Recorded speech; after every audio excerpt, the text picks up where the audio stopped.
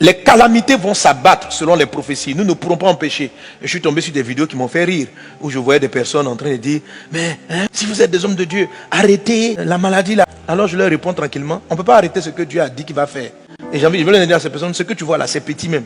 Ce qui arrive est encore plus grave. Il n'y a aucun pasteur, on ne peut pas s'opposer à ce que Dieu a dit. La seule façon de faire arrêter les calamités, c'est une repentance mondiale. Mais je sais très bien que la plupart, vous n'allez pas vous repentir. Vous n'allez pas vouloir changer de vie. Vous n'allez pas vouloir arrêter l'adultère, l'impudicité, la corruption, le mensonge. Les rois de la terre continueront à être orgueilleux, à ne pas se fier à la parole de Dieu, à regarder cela et à banaliser, à dire tout ça sont des phénomènes naturels. Ils vont continuer à agir comme ça. Mais malgré cela, Dieu nous dit, à nous les serviteurs de Dieu, de continuer à vous avertir. Alors au lieu de regarder que doivent faire les pasteurs, qui doit faire quoi doit faire qui, répands-toi, change de vie. Arrête de sortir avec le monsieur qui sort, qui n'est pas ton mari. C'est pour ça là que les jugements arrivent. Ce sont des prophéties qui sont écrites. Comment Dieu peut nous dire qu'on va connaître des détresses que le monde n'a jamais connues? Jésus le dit avec une telle assurance. Un Dieu qui annonce les choses avec autant de précision. Ayons peur. Ayons du respect. En écoutant même simplement les prophéties que l'Esprit m'a inspirées. Et à d'autres prophètes aussi, parce que je suis tombé, j'ai vu des vidéos de d'autres prophètes. Et tu vas voir comment les choses s'accomplissent de manière précise. Le Saint-Esprit parle de paralysie dans le mois de mars. Et quand il me disait cela, je ne m'imaginais pas ce qui allait se passer. Je pensais à des grèves. Mais ce n'est pas des grèves. C'est quelque chose qu'on n'avait jamais vu. Donc Dieu est précis. Et Dieu nous dit des choses. Alors si tu tombes par hasard sur cette vidéo, toi qui ne connais pas Jésus, répands-toi. Reviens au Seigneur. Le verset 27 dit, alors on verra le Fils de l'homme venant sur nous avec puissance et une grande gloire. Amen. Donc cette grande calamité-là, pour nous les chrétiens, ça annonce que l'enlèvement, le retour de Jésus est pour bientôt. Et moi je suis très content. Est-ce que tu es content que Jésus revienne bientôt? Si tu n'es pas content, tu dois revoir ta vie. Quel est ton problème? Pourquoi tu veux rester sur la terre? Le paradis est mieux. Moi je suis un militant actif du retour de Jésus. Chaque fois que je prie, je dis Seigneur, finissons cette histoire, viens maintenant. Et quand je lui dis viens, il dit mon fils, il reste une chose. Je dis quoi? Que le monde entier soit évangélisé. Va, parle de moi, c'est la grande moisson. Donc je suis déterminé à garder la moisson, amen.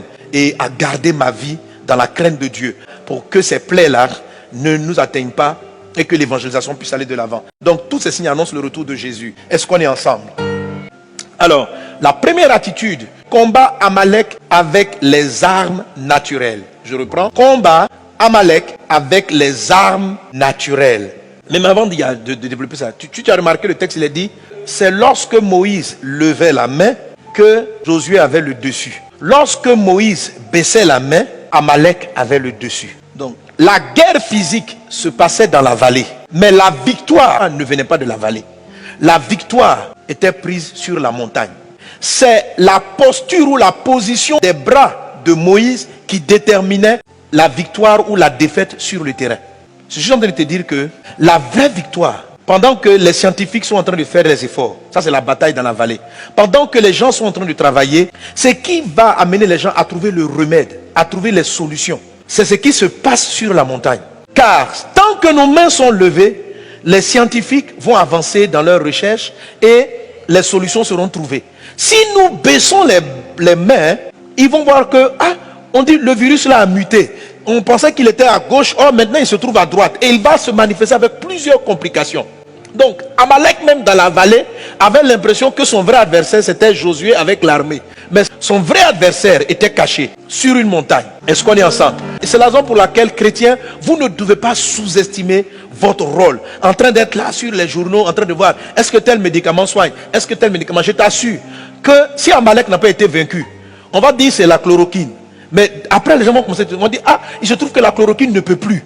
Quand la chloroquine ne peut plus, et nous on va être là. Donc ça c'est quand on a arrêté de prier parce qu'on semble avoir trouvé le remède. Et on dit bon, on a trouvé le remède, c'est la chloroquine, donc laissons-nous aller. Tu vas te rendre compte qu'un scientifique va venir te dire, chloroquine ne marche pas. Tu vas dire, encore, tu vas passer à autre chose. Frère, la chloroquine peut marcher, Yamankou peut marcher, tout peut marcher. Mais la victoire, ce n'est pas ni les piments, ni les Yamankou, ni la chloroquine, ni les vaccins. C'est ce qui va se gérer dans ta prière à la maison. C'est le combat que nous les croyants allons livrer. On n'a pas besoin que les hommes nous acclament. Dans la vérité, à la fin de la bataille, c'est Jésus qu'on a acclamé. C'est la stratégie militaire de Jésus qui a été célébrée. Mais les hommes spirituels ont compris que la vraie victoire s'est passée dans le monde invisible. C'était la bataille spirituelle.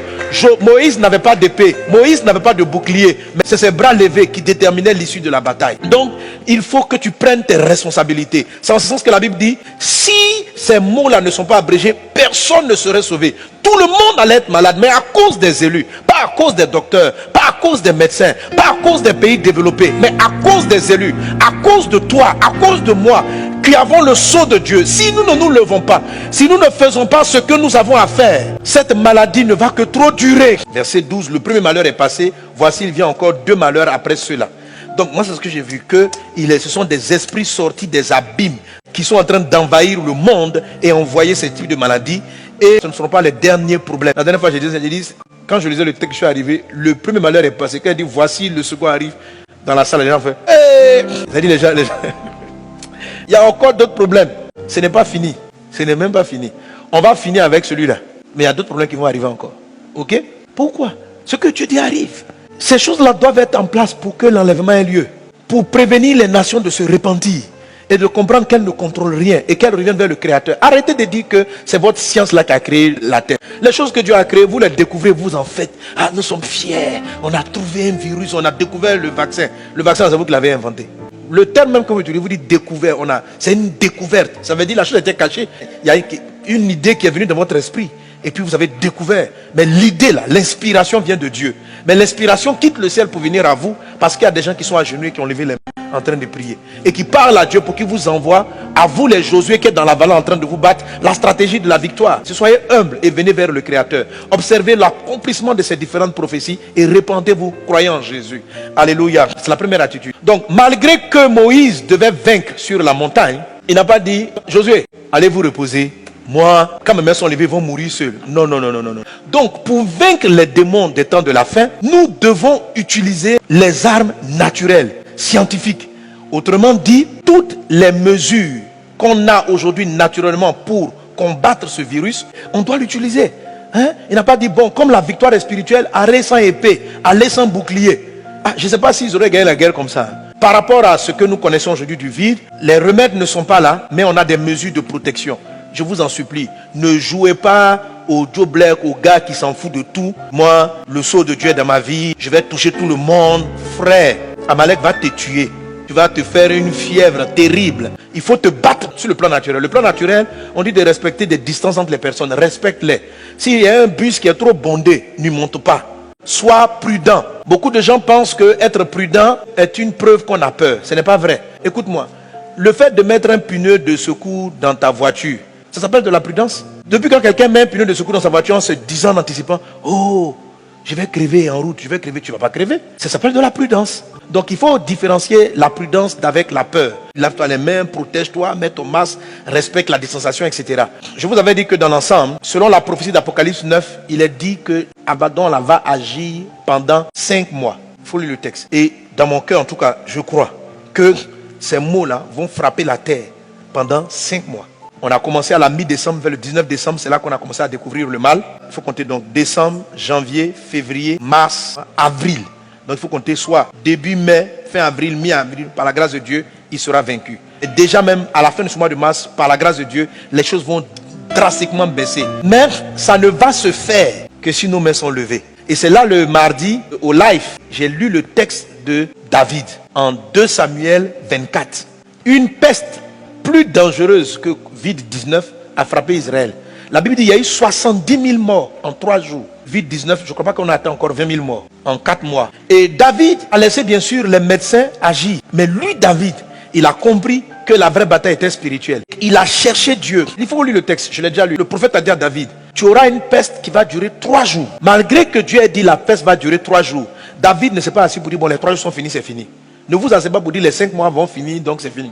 David s'est levé. Il a cherché Dieu. Et Dieu lui a dit, bon, va vers Aravna, à côté de Jérusalem, et bâtir un hôtel. Donc Dieu lui a donné des directions spirituelles. Si nous voulons même pouvoir même abréger ou réduire le temps imparti, nous devons jouer pleinement notre rôle spirituel en accomplissant notre part. Amen. Et puis juste pour le confinement, qui est très important, au cas où même la Côte d'Ivoire et les autres pays rentrent dans un confinement total, où on ne devra pas sortir. Ésaïe chapitre 26, verset 20. Et on va lire ce texte, qui est très important. Va mon peuple, entre dans ta chambre et ferme la porte derrière toi.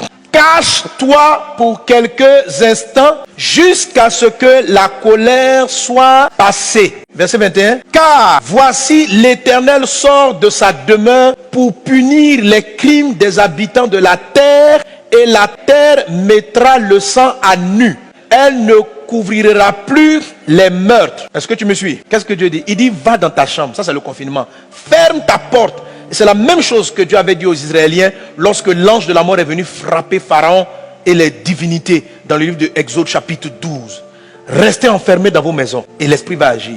Donc le confinement là n'est pas forcément quelque chose qui s'oppose à notre foi. Ça peut être Dieu même qui vous dit de laisser, de vous enfermer. De vous enfermer pour vous reposer, de vous enfermer pour prier. Va dans ta chambre, dit-il. Ferme la porte. Parce que Dieu est dehors, l'esprit est sorti pour appliquer un jugement. Enferme-toi. Donc confinez-vous là où il y a le confinement en place. Quand ça va arriver à Abidjan, frères et sœurs, si le pays décide, restez enfermés, ne jouez pas au dangereux. C'est une recommandation de Dieu. Quand Dieu entre en jugement, il arrive souvent, comme ce fut le cas de la Pâque, comme ce fut le cas dans ce passage d'Ésaïe chapitre 26, que Dieu lui-même demande à ses enfants de s'enfermer. Donc ne voyez pas le confinement comme étant « Oh, je suis triste ». Non, dehors là. C'est que Dieu dit en Exode 12, il dit « Je vais confronter les dieux de l'Égypte ». Donc il est rentré. Donc là, les humains ont des divinités, ils ont des esprits sur lesquels ils s'appuient. Pendant que le corona est en train de frapper, Dieu est en train de régler un problème. Oui, lisez les 12 plaies, les 10 plaies, pardon. Des plaies ont frappé les Égyptiens, des choses les ont frappé. Certaines d'entre elles ont dit enfermez-vous. Celles-là, n'ayez pas honte, n'ayez pas peur, enfermez-vous. Et quand tu t'enfermes, prie. Quand tu t'enfermes, cherche la face de Dieu. C'est le plan de Dieu. Parce que Dieu est dehors, en train de régler des comptes avec des démons sur lesquels les humains s'appuient, avec lesquels ils sont en train de marcher. Donc n'ayez pas peur de confinement, ne prenez pas ça comme étant un drame. C'est une occasion pour toi de développer ta vie de prière, ta lecture de la parole de Dieu. Ne dis pas si je ne sais pas, je ne peux pas manger. Tu vas manger. Amen. Alors c'est pourquoi je vous dis, vous qui n'êtes pas encore confinés, si vous pouvez, faites vos réserves. Achetez des choses. Battez-vous de manière naturelle contre Amalek dans la vallée. Est-ce qu'on est ensemble? Deuxième chose, Dieu dit à Moïse, monte sur la montagne. C'est la montagne de la prière. J'appelle ça donc, monte sur la montagne de la prière, bâtis un autel. Pourquoi monter la montagne? Monter la montagne, c'est un acte qui n'est pas facile. L'esprit d'Amalek va venir avec un certain découragement. Tu n'as pas envie de prier. Tu te dis, mais qu'est-ce que la prière fait? Si la prière marche, est-ce qu'il allait arriver? Je te dis que tu ne peux pas empêcher ce que Dieu a dit d'arriver. Ce qu'il a dit qu'elle allait arriver, va arriver. Toi, ce qu'on te demande, c'est de prier en tant qu'élu, de faire abréger le mal. Donc, monte sur la montagne. Lève-toi. Il faut nous lever dans la prière très tôt le matin, avant le lever du jour. 4h, 4h30. Il ne faut pas que le soleil se lève avant ta prière. Et bâtir un hôtel de prière, ça veut dire avoir un temps fixe de prière. Tu bâtis un hôtel, ça veut dire tu gardes un moment de prière. Il faut rejoindre les groupes de prière. Il ne faut pas prier seul contre Amalek. Amen. Donc la deuxième des choses, c'est de gravir la montagne. C'est de se forcer. Tu vas te donner une certaine violence. Parce que tu vas faire une chose que tu n'as pas l'habitude de faire. Mais tu dois le faire. Tu vas te lever. Quand ton corps va dire dors, tu dis non. Dieu m'a donné une instruction. Amalek, je le combats le matin, avant le lever du jour. Qu'il en soit ainsi au nom de Jésus. Deuxième élément de la bannière, c'est la partie visible. Et c'est celle-là qui nous amène à la grande moisson. C'est le témoignage vivant de Jésus-Christ. Nous devons évangéliser. Il faut parler de Dieu. Toutes ces choses-là arrivent et vont disposer les cœurs des hommes à la repentance et à la conversion. Ce grand moment-là, ces moments de tristesse pour l'humanité, sont des temps favorables pour la grande conversion massive. Alors c'est pourquoi partagez les vidéos, faites des découpes, évangélisez au maximum, parlez de Dieu aux gens. Il y a des parties dans ce message qui vous ont touché, peut-être l'entièreté, partage, encourage les gens à l'écouter, évangélise autour de toi, parle à tes amis, profite de ces moments de confinement pour envoyer des mots à des gens et leur dire toutes ces choses-là. Dieu les avait prévues dans sa parole. N'est-il pas temps pour toi de te repentir? Voilà. Ne reste pas chez toi sans afficher Jésus. Affiche Jésus. Dire que Jésus, témoigner de Jésus, c'est de ne pas avoir honte du Christ. Comme si, devant les scientifiques, on va dire que nos prières ne sont pas efficaces. Qu'on les fasse comprendre que c'est nos prières qui vont les sauver. Qu'on les fasse comprendre que c'est ce qui se tient sur la montagne qui détermine l'issue de la bataille dans la vallée et sur la terre. L'inspiration des scientifiques, les bonnes solutions vont venir parce que des personnes gardent les mains levées et sont en train d'invoquer le Seigneur. Que Dieu te bénisse abondamment. Voici les 7 attitudes que j'ai voulu partager avec toi. Si tu as été béni, tu vas acclamer fortement le Seigneur Jésus. Alléluia.